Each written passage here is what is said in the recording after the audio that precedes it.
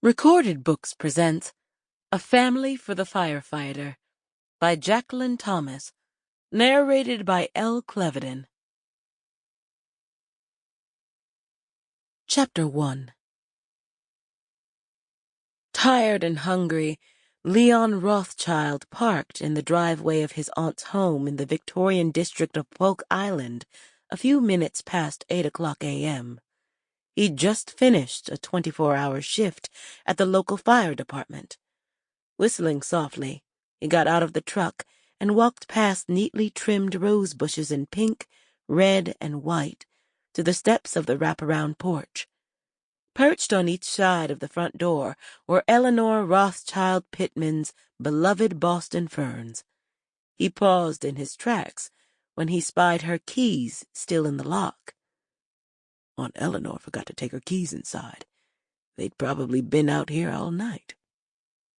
He grabbed them and entered the house that he had grown up in.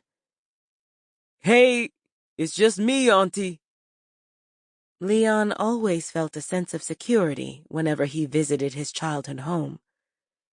"Come on to the kitchen, son," she called out in response. "You're just in time for breakfast." He'd been fighting hunger pangs all morning, so her words were music to his ears. The sound of bacon sizzling in the pan on the stove, the smell of fresh coffee, and the stack of pancakes made Leon's mouth water. Eleanor assessed him as he strolled into the kitchen.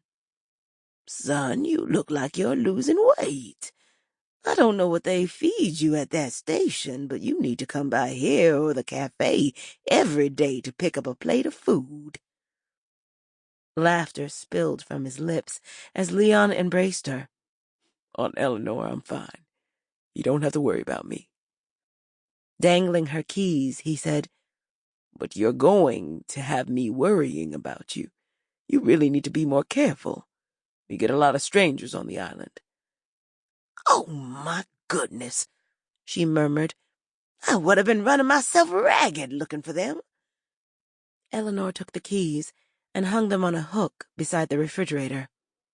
When his parents died in a car accident 20 years ago, Eleanor and her husband, Walter, stepped up to care for Leon and his younger brother. He was 10 years old at the time, and Trey was 8. 4 years later, Walter passed away. Bonded by blood and their grief, Eleanor and the boys clung tight to one another. Leon picked up a plate and placed 2 slices of bacon and a small stack of pancakes on it. "I'm glad you finally hired someone for the bakery. You've been working some pretty long hours for the past couple of months." Leon poured himself a cup of coffee, then strode over to the table in the breakfast nook and sat down. "Me too," Eleanor stated. "She started earlier this week. She moved to Polk Island from Charleston. She's very dependable, and the girl can bake." "Sounds like she's perfect for the job, then." Eleanor pressed both hands over her eyes as if they burned with weariness. "It's perfect timing, too, with June right around the corner. I already have 5 contracts for wedding cakes. This month and the next are going to be busy months. Polk Island, South Carolina is becoming a popular spot for weddings. There was even a nice article in one of the bridal magazines about our little island." The ringing of the telephone cut into their conversation. "Hey, sugar, your ears must have been burning. I was just talking about you." Eleanor's left eyebrow rose a fraction. "Whoa, slow down.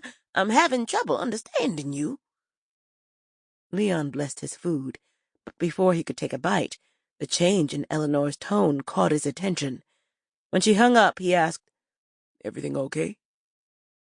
Worry colored her expression. "I'm not sure. I need to go to the shop, son. My new employee has a family emergency. Silence isn't coming until noon. Josh can't handle the morning rush alone. Finish eating your breakfast." Eleanor picked up her purse and keys. "Just put everything in the dishwasher." Sample complete.